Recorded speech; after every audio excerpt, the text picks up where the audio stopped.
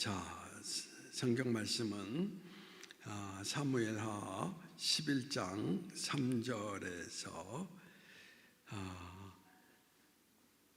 8절까지 한번 같이 읽어보시도록 하겠습니다. 3절에서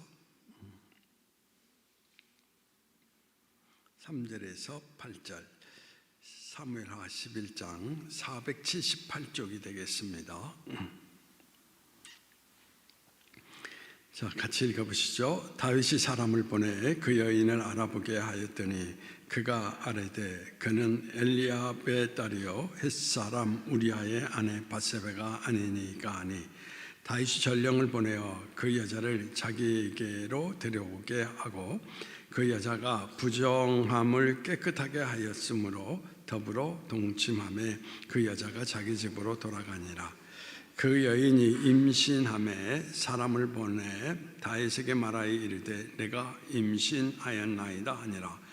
다윗이 요압에게 기별하여 햇사람 우리아를 내게로 보내라 하며 요압이 우리아를 다윗에게로 보내니, 우리아가 다윗에게 이르매 다윗이 요압의 안부와 군사의 안부와 싸움이 어떠했는지를 묻고, 그가 또 우리아에게 이르되 내 집으로 내려가서 발을 씻으라 하니, 우리아가 왕궁에서 나가매 왕의 음식물이 뒤따라 가니라.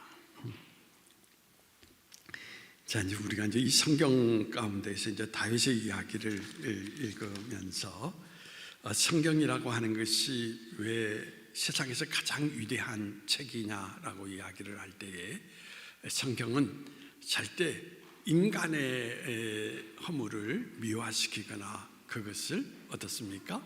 감추거나 하지 않고 있는 사실 그대로를 드러내고 있다라고 하는 것이 이 성경이 가지고 있는 위대함이라고 일컬을 수가 있다라는 이야기인 것입니다. 그래서 지난 시간까지 우리가 하나님의 합한 사람이라고 했던 이 다윗이라고 하는 인물이 오늘 어떻습니까? 성경 본문 가운데 나타나 있는 것처럼 그가 부정 가운데에서 죄를 범하게 되는 것을 우리에게 나타내주고 있습니다. 성경은 그가 죄를 범하였다라고 하는 것을 적나라하게 그대로 드러나고 있는데, 문제는 우리가 이 성경을 읽으면서 하나님의 합한 사람이 그가 어떻습니까? 넘어졌다라는 것입니다. 김학필 장로님, 하나님의 합한 사람이 넘어질 수 있습니까? 왜요? 그렇죠. 자신 있게 찬양을 부르는 것 대답처럼, 그렇죠? 자신 있게 얘기하시죠. 인간이기 때문에. 그래서 사도 바울은 늘 우리에게 강조하는 말이 뭐냐면, 그래서 섰다 할 때 뭐 할까 조심하라? 넘어질까 조심하라. 우리가 얘기할 때 어떻습니까? 우리 소영이처럼 지적인 능력과 미모와 모든 의와 모든 것을 다 갖추고 있다 할지라도 인생 살아가면서 순간적으로 내가 넘어질 수 있다는 것입니다. 그래서 예수님의 제자 베드로도 예수님은 주는 그리스도시요 살아계신 하나님의 아들이다라고 고백을 했는데, 그가 하나님 앞에, 예수님 앞에 어떻습니까? 어긋난 이야기를 하잖아요. 그렇잖아요. 무슨 이야기? 다른 말로 표현한다면, 그렇잖아요. 변화산에서 여기다 초막셋을 짓고 삽시다. 3명이서만 아기자기 삽시다. 그래서 그게 뭐냐면, 하나님께서 이 땅에 구원하러 오신 인간의 모든 계획을 그가 사실은 무너뜨리려고 하는 그런 모습을 드러내면서, 그때 예수님은 사단아라고 이야기를 하잖아요. 그래서 신앙이라는 것을 살아갈 때에는 다른 사람보다도 예수를 믿는 사람은 항상 어떤 자세를 가져야 되냐? 겸허한 자세, 겸손한 자세. 근데 어떻습니까? 많은 사람들은 그렇게 생각하지 않아요. 오늘 김학필 장로님이 오늘 힘차게 찬송을 불렀는데, 자, 김학필 장로님은 인생을 살아가면서 신앙의 길을 특별히 걸어가면서 남의 허물을 잘 지적하는 사람입니까? 아니면 남의 허물을 덮어주는 사람입니까? 예? 지적은 하고 지적도 안 하고 덮어주는 사람이다. 아니, 김학필 장로님이 인생을 살아가면서 어떠냐고, 남이 잘못된 모습들을 보이면 너 왜 그렇게 하나? 하고 막 그럽니까? 그러면 조성원 집사는 어떤 사람이?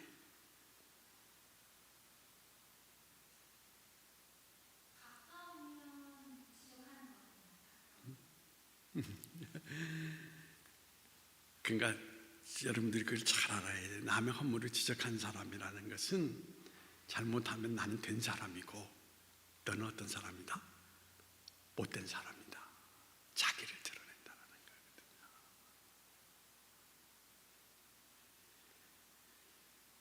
그래서 이걸 여러분들이 상당히 신앙 안에서 조심해야 된다는 것입니다. 그러니까 성경 속에서 우리가 옛말에 그렇잖아요. 똥 묻은 개가 무슨 개를 탓한다고 그렇잖아요. 근데 우리는 우리 자신의 세계를 모르고 산다라는 것입니다. 그러면 오늘 우리는 이제 다윗에 대한 이야기를 읽어보게 되는데, 다윗이 범죄를 해서 결국 바세바가 임신을 하게 됐잖아요. 하나님의 합한 사람인데 범죄 가운데에서 가슴이 철렁했을 때에는 하나님 앞에 회개하기보다는 그걸 어떻게 하려고 합니까? 감추려고. 그래서 여기에서 보면은 어떤 모습이 드러나느냐라고 얘기할 때, 다윗이 마치 성군인 것인 양 자기 모습을 포장하면서 그걸 감추려고 하죠. 어떻게 합니까? 전쟁 속에서 열심히 싸우고 있는 요압에게 병사를 보내어서 우리아를 어떻게 하라고? 보내달라.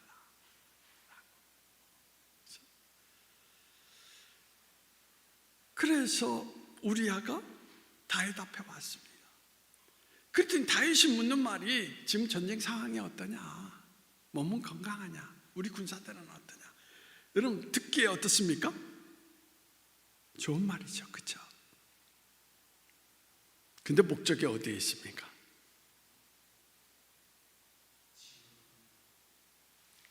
쉽게 얘기해서 임신을 했으니까 이 성경 말씀을 잘 읽어보면 너 이제 수고했다 하면서 어디 가서 자라? 집에 가서 자라. 그럼 자식을 낳으면 누구 자식이다? 네 자식이다라는 이야기거든요.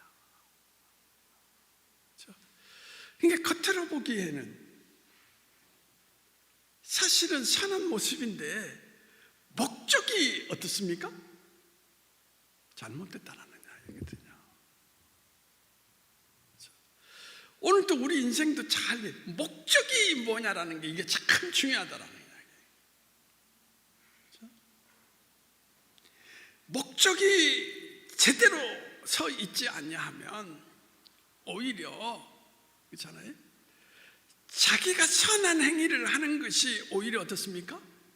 가증스러운 죄가 되게 된다라고 하는. 근데 사실 저는 이 성경 말씀을 잘 읽으면서 저는 우리아라는 사람이 정말 눈물겹도록 훌륭한 장수. 왜 그걸 왜 느끼느냐라고 이야기할 때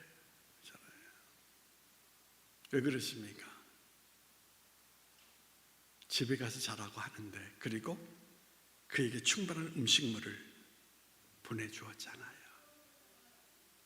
근데 우리아가 갑니까 안 갑니까? 가지 않아요. 왜 그렇습니까? 지금 내 동료나 내 부하는 전쟁터에서 목숨을 걸고 싸워 때로는 죽어가기도 하는데 내가 어찌 편히 집에 가서 먹고 마실 수 있을까? 이게 지도자라는 것입니다. 그러니까 어떤 측면 속에서 하나님의 합한 사람 다윗은 그의 위대함도 있지만 하나님께서 그 밑에 사람들을 어떻습니까? 너무 훌륭한 인물들을 그에게 주셨다는 것입니다. 그래서 여러분들이 인생을 살아가면서 축복 가운데 가장 큰 축복이 뭐냐? 사람을 잘 만나는 것. 소영이 그럴까 안 그럴까? 직장 생활을 해봤죠? 그렇죠? 상사 잘못 만나면 어때? 힘들죠? 근데 상사 잘 만나면 어때? 직장 생활이 행복할 수가 있어요. 오늘도 김학필 장로님이요, 옷을 다 입고 오셔가지고 하는 말이, 우리 아내가 내가 반팔 입고 있으니까 왜 반팔 입고 다니냐고 하면서 이 옷을 탁 사줬는데 이게 낙타 표시가 있고, 그치? 그러면서 목사님 이게 12만 원짜리예요 하면서. 옷이 중요한 게 아니라 무엇을 강조하고 있습니까? 나는 나의 아내를 잘 만났습니다. 그렇죠? 그래서 나는 행복합니다. 어떤 측면 속에서 보면은 다윗이 죄에 빠지지 않았으면 우리와 같은 충신이 있으니까 행복할 수 있잖아요. 그렇잖아요. 자기 생명을 걸고, 그렇잖아요. 전쟁터에서 그를 위해서 싸우는 장수인데 얼마나 행복합니까? 저는 우리 교회도 마찬가지인 것 같아요. 교회 숫자가 작느냐가 아니라 정말 생명 걸고 주를 위해서 살아가는 사람 서너만 있어도 이 교회는 든든히 서서 간다라는 이야기예요. 그게 축복이다라는 이야기. 근데 중요한 것은 뭐냐면 죄를 범하면 그걸 분별하지 못한다라는 겁니다. 왜? 죄를 덮기에 죄는 늘 쫓기는 마음을 주거든요. 그래서 자기에게 가장 큰 자산인, 가장 아름다운 자산인 자기에게 주어진 하나님의 큰 축복을 어떻게 됩니까? 발로 차버리는 그런 모습들을 드러내게 된다는 것입니다. 소용이나 우리 조성원 집사는 발로 차지 마시기를 바랍니다. 그렇죠? 그래서 정말 자기 생명을 어떻습니까? 생각하기보다는 장수와 그리고 왕을 생각하는 마음속에서 충만했던 그는 도저히 집에 가서 편안한 잠을 잘 수가 없어서 어떻습니까? 막사에서 잠을 잡니다. 그리고 그 다음날 어디로 갑니까? 전쟁터로 다시 달려가지요. 네, 여러분들이 오늘 또 뭐냐면 죄라는 것은 한 번에서 끝나는 게 아니다라는 겁니다. 죄는 또 뭘 낳는다? 죄를 낳는다라고 하는 거. 그랬더니 이제 요압 장군에게 또 다시 통지문을 보내서 우리아를 전쟁 가장 앞쪽에 세우고 그 다음에 나머지 병사들은 어떻게 하라? 뒤로 물러서라. 그래서 결국 우리아가 어떻게 됩니까? 죽게 되었다라는 것입니다.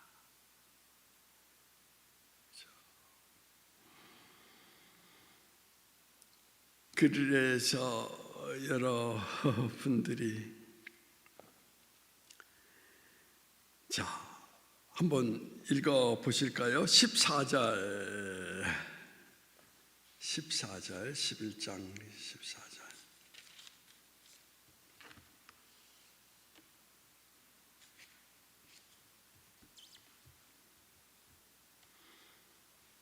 (14절에서 15절) 자, 같이 읽어보십시다. 시작. 아침이 되매 다윗이 편지를 써서 우리아의 손에 들려 요압에게 보내니 그 편지가 써서 이르기를 너희가 우리아를 맹렬한 싸움에 앞세워 두고 너희는 뒤로 물러가서 그로 맞아 죽게 하라 하였더라. 비극이죠, 그렇죠? 자기에게 충성하는, 생명을 던져서 충성하는, 하나님의 축복 가운데 세우신 하나님의 사람을 죽게 하라.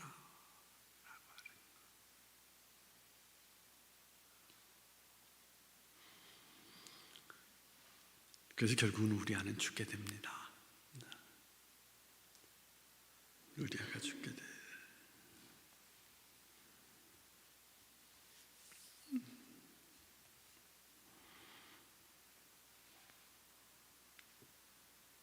자, 그래서 17절 한번 읽어보십시다. 시작.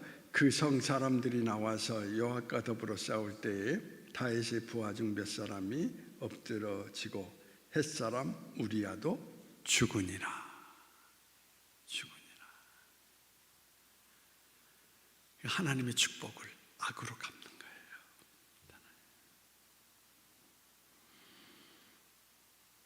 자, 다윗은 이제 우리아가 죽었으므로 말미암아 이제 모든 일들이 끝났다, 됐다 생각했어요. 그렇잖아요. 여러분 끝났을까요? 조승은 집사가 볼 때 왜 끝나지 않았습니까?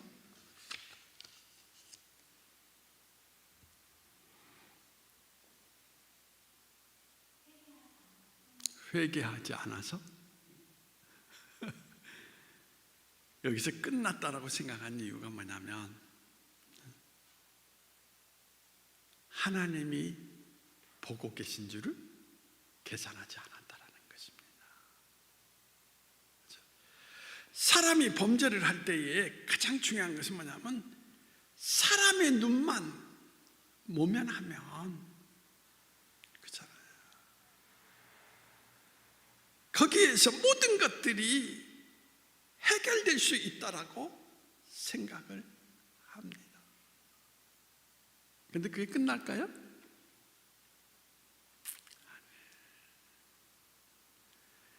베트남 전쟁 때 전쟁 속에서 수많은 병사들이 사실은 베트콩을 많이 죽였습니다. 근데 때로는 실수해서 여인을 죽이기도 하고 때로는 아이들을 죽이기도 하고. 근데 그게 트라우마가 생겨가지고 지금도 베트남 정신 참전 용사들이 정신치료를 받고 있나. 여러분들이 잘 알잖아요. 지금 우리가 잘 아는 그렇잖아요. 이라크 전쟁이라든지 미국 병사들이 얼마만큼 트라우마.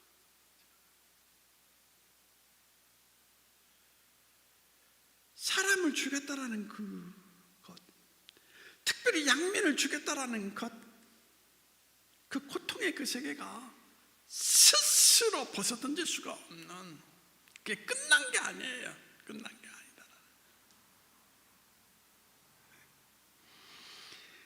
그래서 우리는 인간 세상을 살아가면서 우리가 가장 방관하는 게 뭐냐면 사람의 눈만 피하면 끝난다. 아니에요. 불꽃 같은 눈으로 우리를 어떻게 하신다고 그랬어요? 관찰하시는 하나님.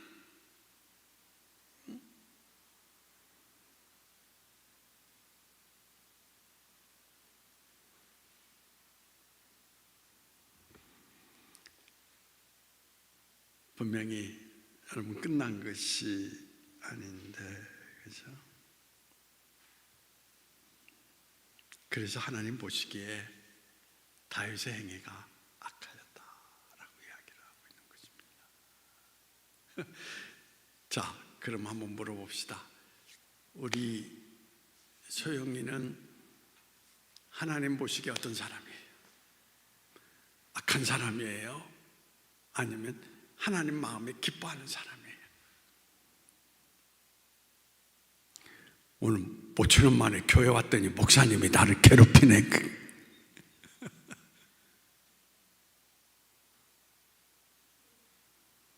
사실 얘기 안 해도 돼요. 얘기 안 해도 돼요. 좀 이따 이제 그 이야기를 하는데, 어디 조성은 집사는 어떤 사람이에요?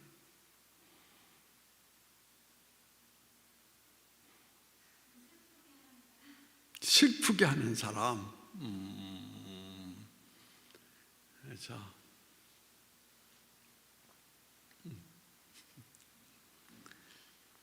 자, 아무튼 끝난 게 아닌 것을 우리에게 보여주는 것이 그 다음 12장 1절 말씀을 보시도록 하겠습니다. 12장 1절 말씀. 자, 시작.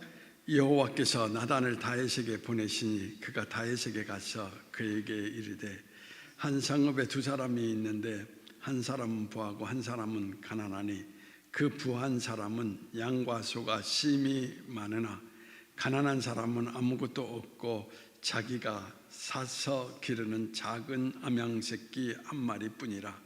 그 암양새끼는 그와 그의 자식과 함께 자라며 그가 먹는 것을 먹으며 그의 잔으로 마시며 그의 품에 누움으로 그에게 있는 딸처럼 되었거늘. 어떤 행인이 그 부자에게 오매 부자가 자기에게 온 행인을 위하여 자기 양과 소를 아껴 잡지 아니하고 가난한 사람의 양 새끼를 빼앗아 자기에게 온 사람을 위하여 잡았나이다. 이해가 되십니까?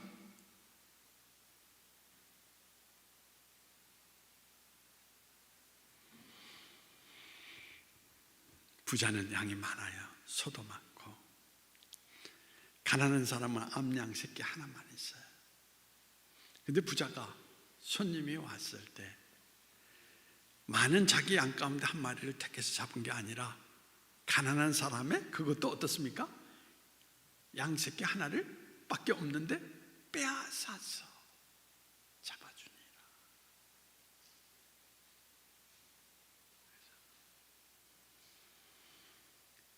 자, 김학필 장로님과 함께 묻겠습니다. 김학필 장로님을 베풀기를 좋아하는 사람입니까? 받는 걸 좋아하는 사람입니까?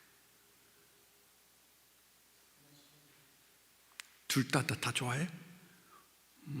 균형이 잡혀있네.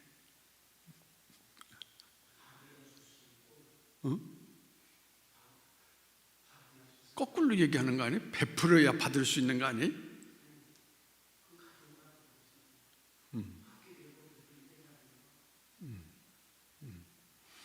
김학필 장로님 이렇게 한번 같이 동행해 보면은 사람들이 이렇게 오늘도 보니까 옆에서 뭘 자꾸 주려고 해요. 뭐 이렇게. 근데 그 이유가 어디 있느냐라고 이야기할 때 자기 걸 먼저 일상생활 가운데 그 사람들에서 막 주니까 그 사람들도 주기를 기뻐한다라는 이야기죠. 그래서 이제 수요 예배 때 가끔 피자도 한 판 갖고 오는 것이 빼앗아서 갖고 오는 게 아니라 전화가 온대요. 계장님 피자 좀 가져가세요 라고. 그래서 빼앗아서 가져오면 문제가 되는데, 그래서 집에 오면 이 사람 저 사람 모든 걸 많이 주어서 집에 와서 주머니를 꺼내보면 막 이것도 있고 저것도 있고 막,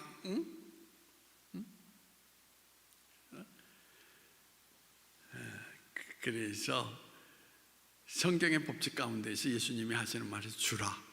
그리하면 넘치도록 어떻게 하리라? 부어주리라.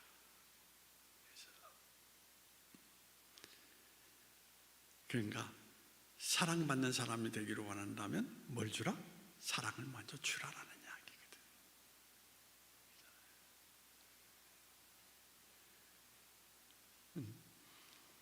그래서 오늘 내가 김학균 장님 이야기를 참 많이 하는데 오늘 또 유별나게 그런 이야기를 김학균 장님이 오늘 김치국을 집에서 먹으셨대요. 그런데 아내에게 김치국 맛있다라고 칭찬을 해줬더니 아니 칭찬도 할 줄 아네 하고서 너무 기뻐하면서 그렇잖아요.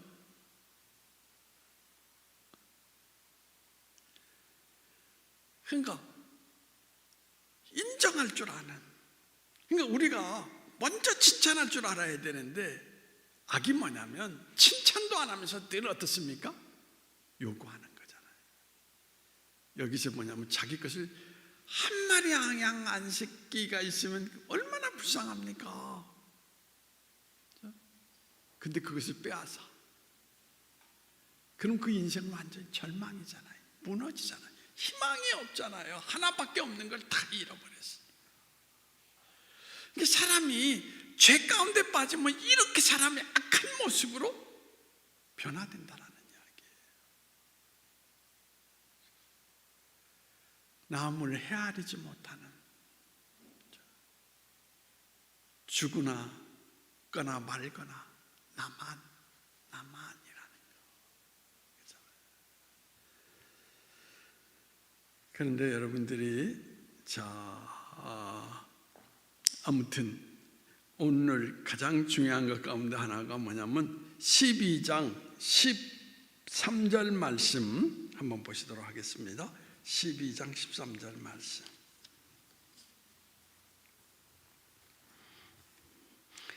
자, 12장 13절에서 15절 말씀 같이 읽어봅시다. 시작.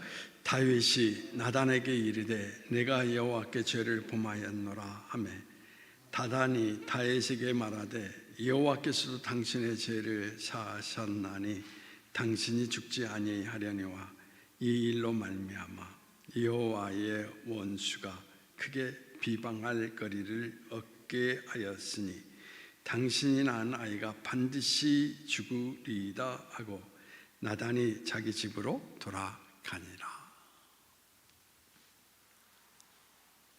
나단이 그 비유를 들어서 아까 얘기했잖아요. 남이 한 마리 새끼를 당신이 빼앗았습니다. 근데 그때까지 깨닫지 못했는데 성경을 중간에 읽어보면 그 빼앗은 사람이 바로 누구다? 당신입니다 할 때 다윗이 깜짝 놀랐어요. 근데 이 성경 속에서 우리에게 나타내주는 이야기가 뭐냐면 다윗은 그 순간 다른 변명을 했습니까? 아니면 오늘 본문 말씀에 여기서 뭐라고 그러죠? 13절에 내가 죄인입니다. 내가 죄인. 고백을 하는 겁니다.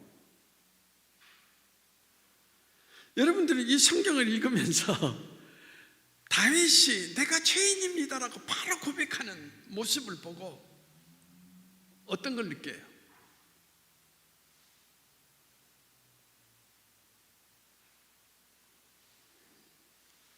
어떤 걸 느꼈습니까? 조성근 집사가 성경 매일 묵상하는데 한번 이 장면을 쫙 연상하면서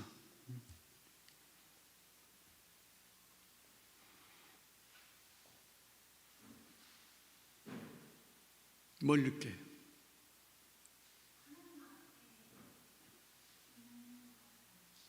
하나님 앞에 있는 것 같다고?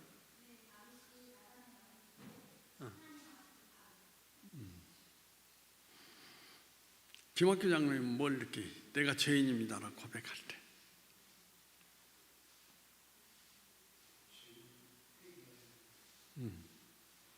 그래요. 자, 이제 오늘 여기에 이제 우리의 관점이 있는데요. 우리가 이제 신앙의 길을 걸어가지만 우리도 때로는 넘어지고 쓰러집니다. 그렇죠? 근데 교회 나와서 물론 대표기도 때 우리가 죄를 범하였습니다라고 이야기할 때에는 무슨 죄를 범하였다라는 그것이 없죠. 두리뭉실하게. 그건 어떻게 보면 형식적인 기도의 틀 속에서 하는 고백이죠. 그런데 정말 내가 죄를 범하였을 때 사람과 더불어서 하나님 앞에 내가 죄 지었습니다. 고백합니까? 못합니까?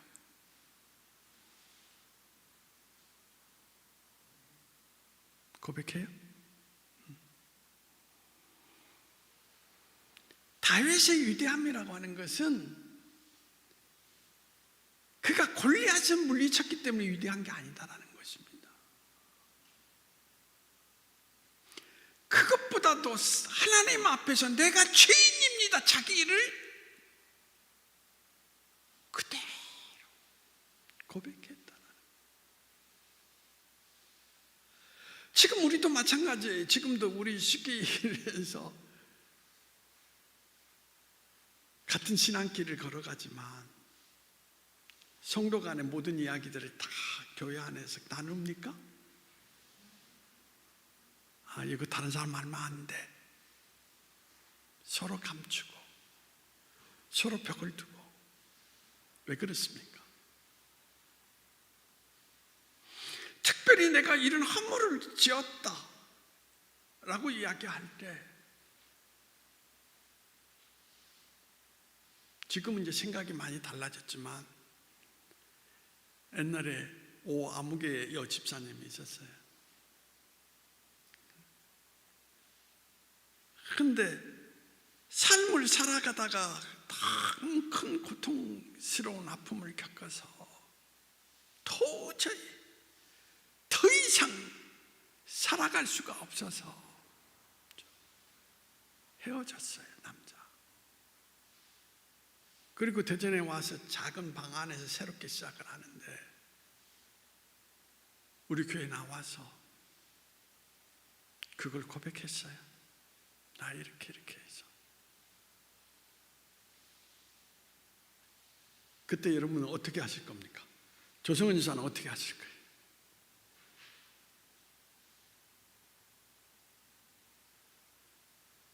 그 여자가 조성원 집사한테 그렇게 고백했다면 뭐라고 할 거예요? 어떻게?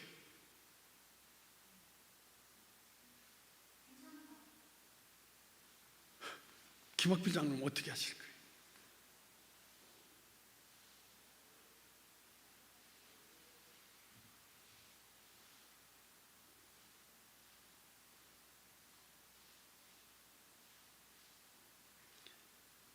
예수 믿는 사람이라면 당신이 얼마나 아팠으며 얼마나 힘들었으며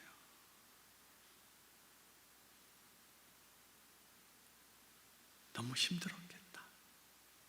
잘 왔어. 우리 함께 더불어 살아가면 되지. 근데 그렇지 않았어요. 예수 믿는 사람이 이혼했다고. 그래서 결국 떠났어요. 교회를 떠나갔다.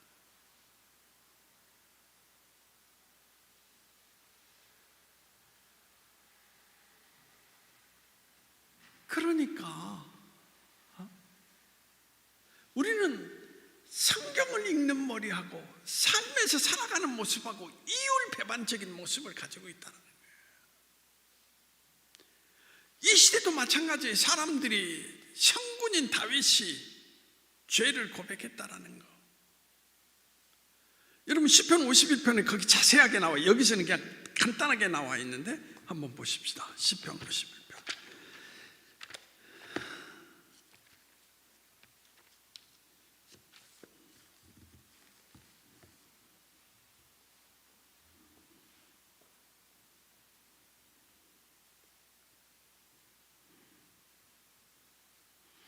자, 1절에서부터 좀 읽어보십시다. 시작.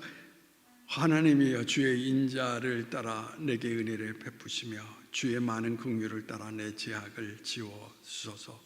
나의 죄악을 맑게 씻으시며 나의 죄를 깨끗이 제하소서. 물은 나는 내 젓갈을 아오니 내 죄가 항상 내 앞에 있나이다. 내가 주께만 범죄하여 주의 목전에 악을 행하여 싸우니 주께서 말씀하실 때 의로우시다 하고 주께서 심판하실 때 순전하다 하리이다. 내가 죄악 중에 출생하였으며 어머니가 죄 중에 나를 잉태하였나이다. 보소서, 주께서 중심에 진실함을 원하시오니 내게 지혜를 은밀히 가르치시리이다. 근데 여기서 뭐냐면 무슨 이야기를 하고 있습니까? 씻겨달라고, 도말해달라고. 그러면서 얼마나 심각하게 여기서 내가 죄인입니다, 그게 아니야.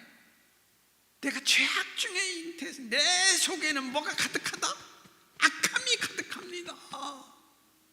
하나님이 은혜를 베푸셔서 성령 안에서 나의 모든 것을 새롭게 씻겨주지 아니하시면 나는 희망이 없는 사람입니다. 51편이 바로 그 탄식하며, 여기 그 위에 파란 글씨 읽어보십시오. 51편 1절 위에 뭐라고 되어 있습니까? 다윗의 시, 그쵸? 뭐라고 그랬죠? 같이 읽어봅시다. 다윗의 시, 인도자를 따라 부르는 노래. 다윗이 밧세바와 동침한 후 선지자 나단이 그에게 왔을 때 고백한 이야기라고 여기 되어 있잖아요. 이게 자세한 이야기가 이 시편 내용이에요.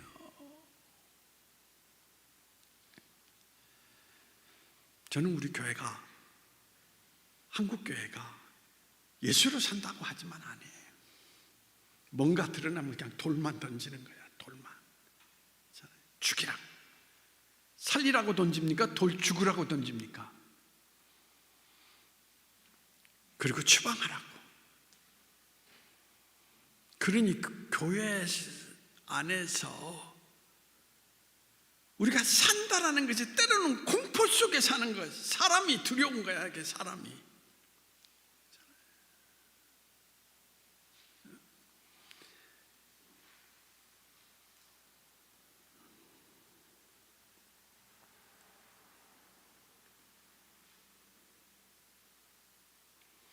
참 무서운 것을 느끼는데 오늘 이제 결론을 맺고자 합니다. 어떻게 이소영이는 언니 조성은 집사한테 이런 말처럼 말 다 해요, 안 해요?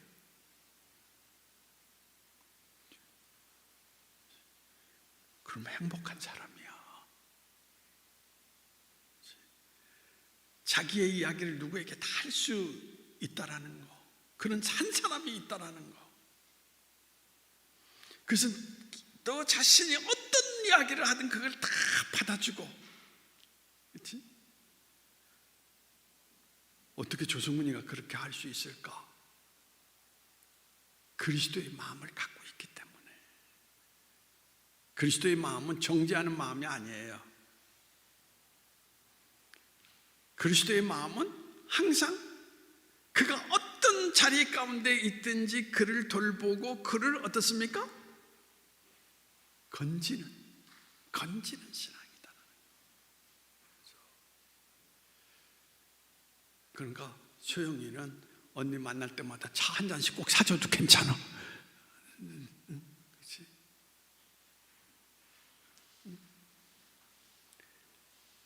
목사님은 진짜 그런 거야. 내 인생 가운데 모든 이야기를 다 쏟아놓고 살 수 있는 한 사람만 있다면 그 사람은 행복한 사람이다. 다윗은 선지자 나단에게 그리고 하나님 앞에 자기를 드러내잖아요. 그 다윗은 행복한 사람이다. 그래서 나단 선지자가 그 이야기를 딱 듣자마자 당신의 죄는 어떻게 됐다? 사해졌습니다. 바로 선언하잖아요. 그렇죠?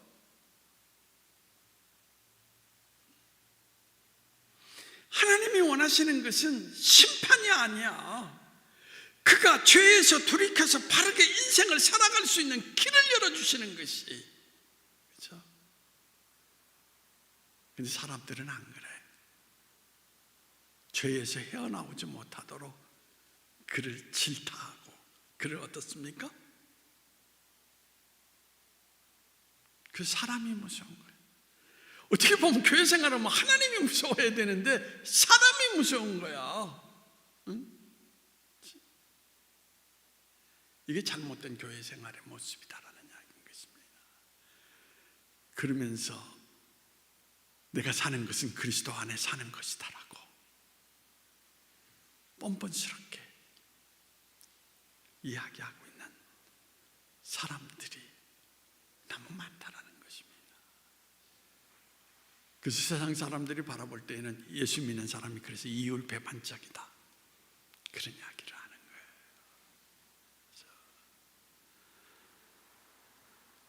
아무튼 죄를 자박했을 때에 요한일서의 말씀처럼 즉각적으로 선지자는 당신은 사함받았습니다 라고 하면서 다윗의 인생의 새로운 길을 열어주시는 모습을 찾아볼 수가 있습니다.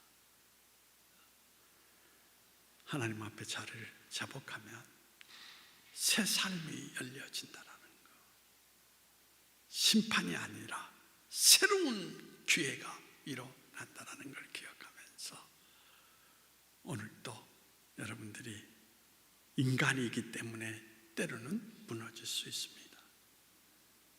그러나 하나님 앞에 정직하게 자기 모습을 드러내면 새로운 길을 열어주시는 분이시다라는 거. 그래서 그분은 자나깨나 우리에게 어떤 분이냐? 구원의 하나님이 되신다라는 것을 성경은 이야기해주고 있습니다. 그러면서 오늘 여러분들이 꼭 기억하는 것, 내가 나의 삶의 모든 것을 고백할 수 있는 하나님이 계시다라는 것이 그게 인간의 행복이라는 겁니다. 때로는 남편에게, 때로는 누구에게 얘기할 수 없는 그것을 하나님 앞에 고백할 수 있잖아요. 그렇죠? 그 또 옆에 한 사람이 있다면 더 행복한 사람이 있고 그렇잖아요. 행복이 주어졌을 때 가장 조심해야 돼. 넘어질까 조심하라 라는 거. 그것을 우리에게 교훈으로 남겨주고 있다는 거. 오늘 이소영이는 교회에 잘 나왔어요. 뭘 확인하고 갑니까? 나는 행복한 사람이다 라는. 어떤 언니가 있기 때문에 조성훈 집사님과 같은. 그렇죠? 내가 보니까 그런 것 같아. 옆에서 보니까 눈물 날 때에도 슬플 때에도 그냥 조성훈 집사 딱 만나면 집사님하고서나 다 껴안고 울면서 또는 뭐 다 보면 조성훈 집사가 몸집은 작아도 마음의 가슴은 커가지고 그치? 다 품어주니까 그 관계를 잘 지켜나갈 수 있기를 바랍니다. 그래서 오늘 여기까지. 자, 주님, 우리는 인간이기 때문에 죄를 범합니다. 그런데 그 죄의 세계를 우리는 때로는 두려움 속에 머물러서 덮고자 할 때 또 하나의 죄를 낳게 됩니다. 하나님을 인식하지 못한 모습 가운데에서 사람의 눈만 피하면 된다라고 하는 어리석음 때문에 그렇습니다. 주님, 하나님은 긍휼이 많으시고 노하기를 더디하시면서 우리가 죄를 자백할 때 새 길을 열어주시는 분이시라는 거 기억하게 하여 주시고, 그 하나님을 향하여서 나를 고백할 수 있는 행복, 이 행복을 잃지 않고 살아가는 저희 모두가 될 수 있도록 주께서 허락해 주시기를 원하오며 나사렛 예수님의 이름으로 기도하옵나이다. 아멘. 자, 313장